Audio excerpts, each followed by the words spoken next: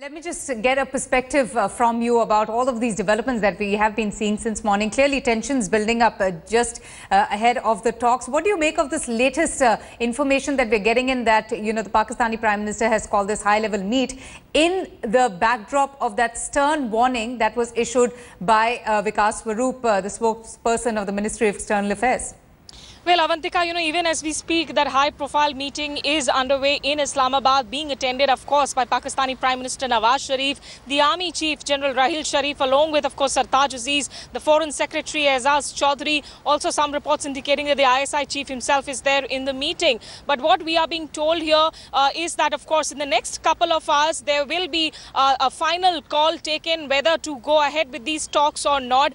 By late this afternoon, the final decision will come in immediately after this meeting. In fact, I just spoke to a couple of top voices, top sources, in the Pakistan government, Avantika, and they have now suggested that Pakistan actually might be contemplating even calling off the talks, because they say that if the very purpose is defeated of coming to these talks table and the two sides end up at talking at each other instead of talking to each other, and the talks are destructive instead of being constructive, then perhaps there is no even political use served by these talks. All right, Smita, in fact, that is exactly the news that we are breaking in right now, that Pakistan just might, think of calling off the talks really that has been in the news for the last few days. Our consulting editor, Rajdeep Sardesai, is also with us on the phone line. Rajdeep, we've seen the tough rhetoric that has been exchanged from both sides, India and Pakistan, but clearly, do you think that, the latest precondition that was put forth by India has made the Pakistani side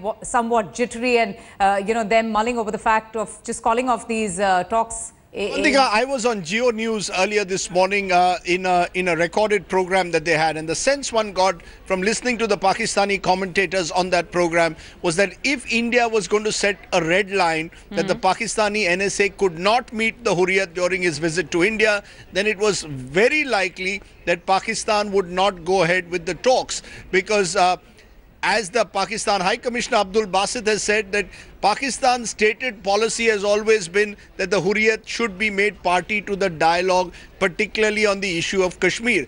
India, on the other hand, is making it clear that UFA, when the two sides agreed to a joint statement, they had agreed to speak on every issue, not just Kashmir.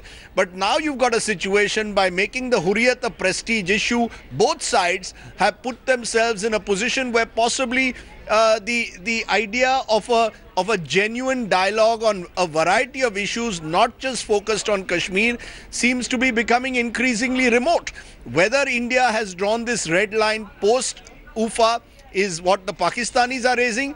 India, on the other hand, is making it very clear that at no stage has India ever given Pakistan the indication that they would accept a dialogue which would have Hurriyat on the table, or at least as part of the larger process that's taking place. India has always made it very clear that the Hurriyat is not the representative of the wills and aspirations of the Kashmiri people.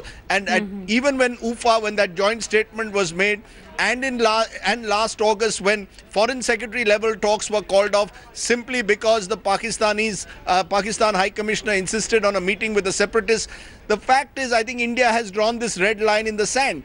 Pakistan says we've received no formal communication of any such red line. And as a result, you've now reached a situation where there is every likelihood that the talks may not take place after all. Right. So, Rajdeep, has this become more of a prestige issue? Is this more about posturing? Because we have seen in the past how Pakistan has done enough to provoke, incite and instigate India. But India has been very clear and, has stood firm that they would continue with these talks. If these talks are called off, what does this mean for both the countries?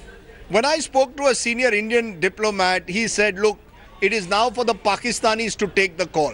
India is saying we've drawn this red line, we drew it last August, and we are reiterating it now in August again, that any dialogue with the Hurriyat ahead or during talks between India and Pakistan will not be acceptable to New Delhi. That's the line they claim they've drawn. Now, the Pakistanis, on the other hand, say that India at no stage had formally communicated this, certainly not in UFA when that joint statement was drawn, that it has always been practice, not policy, but practice of the Pakistanis to meet the Hurriyat when their leaders arrive, whenever a Pakistani leader is in this country.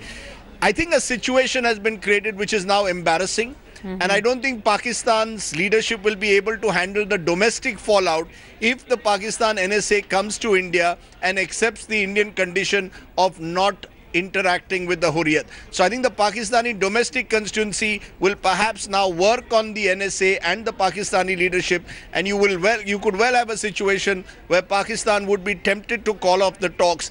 Clearly it suggests that the back channel diplomacy has not worked. All this groundwork should have been done. Frankly, while it ends up making both sides look bad.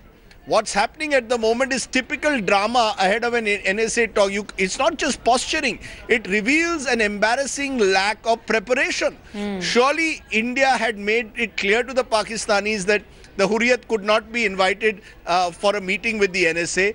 And surely Pakistan was aware of it. And if they were not, then somewhere there's been a huge communication gap that's leaving both sides red-faced and embarrassed today. Oh, absolutely. Rajdeep, just stay with us. We also have on the phone line Kasar, who will tell us a little bit more about that very crucial meeting that high-level meeting that has been called by the Pakistan Prime Minister. If you could just give us more insight as to what this meeting is all about and who all are there and present at this meeting. One thing, let me clear one thing, that Pakistani Prime Minister has done almost 3 meetings before this one just to finalize the agenda of the meeting and what to discuss with the Indian leadership over there. So each and everything was finalized, everything was clear, but abruptly the issue of Kashmir and then Hurriyat leaders almost jeopardized the talks as well. So Prime Minister has to call on another high important meeting in which Pakistan's powerful military chief and Home Minister and also the Foreign Minister, all of them are there to discuss what to do. So at the point, according to my sources, official and private both sources, Pakistani leadership is facing difficult times.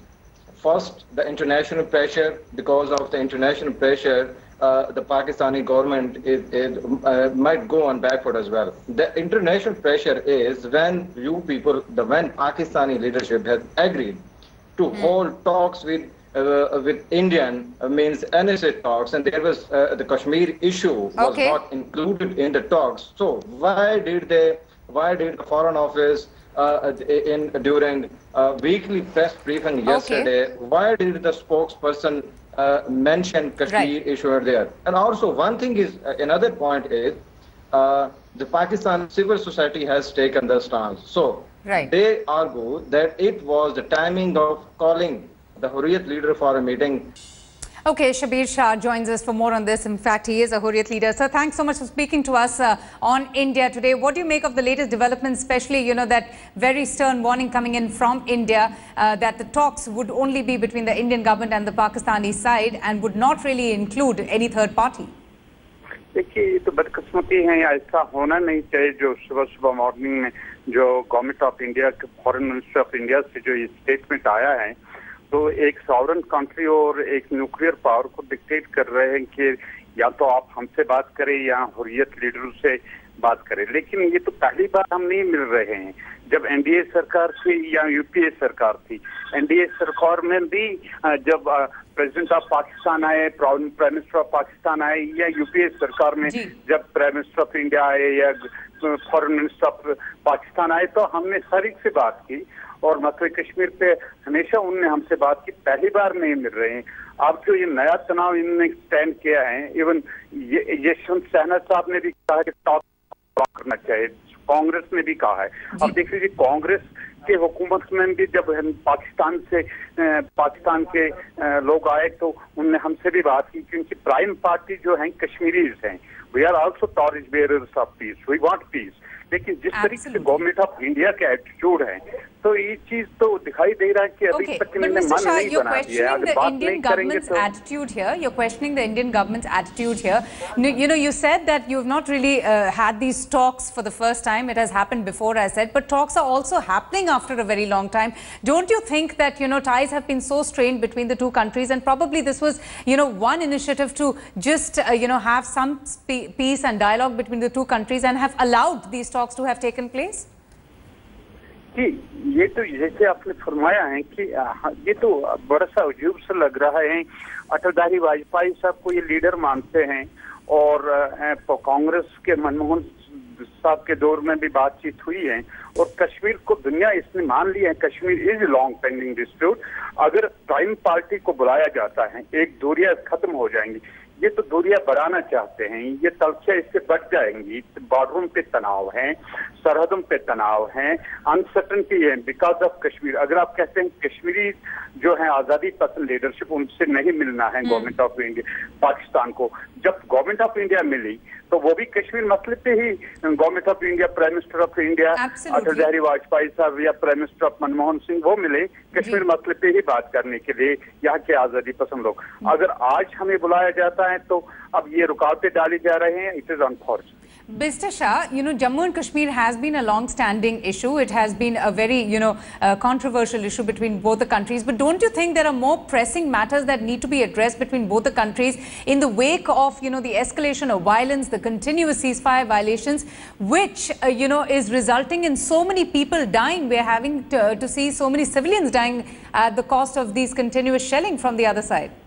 बिल्कुल आप सही फरमा रहे हैं। देखिए जी, government of India कह रहे हैं कि cease fire violation government of Pakistan की तरफ से हो रहा है।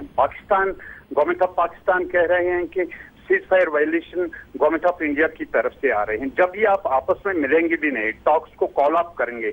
लास्ट ईयर भी जब मैं दिल्ली आया तो फिर टॉक्स कॉल अप हो गई जब सेक्रेटरी सतह पे थी।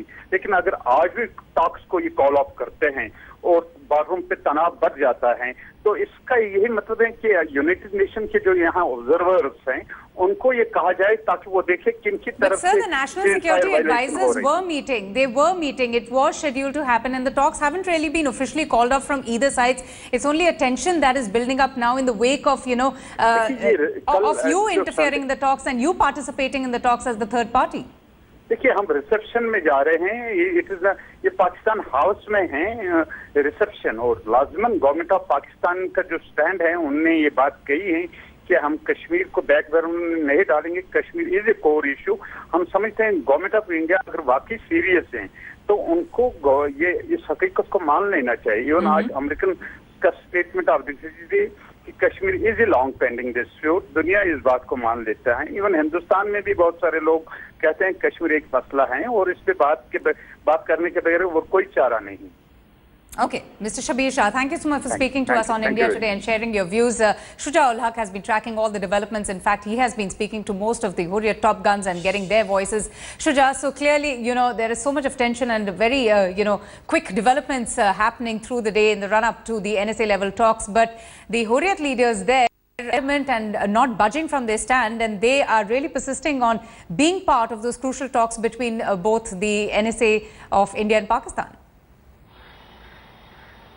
Well, absolutely, Avantika. In fact, right from the word go, there seemed to be this cloud of complications over these NSA-level talks. The fact that Pakistan High Commission invited Hurriyat leaders, and then the kind of reaction that the Indian side came out with.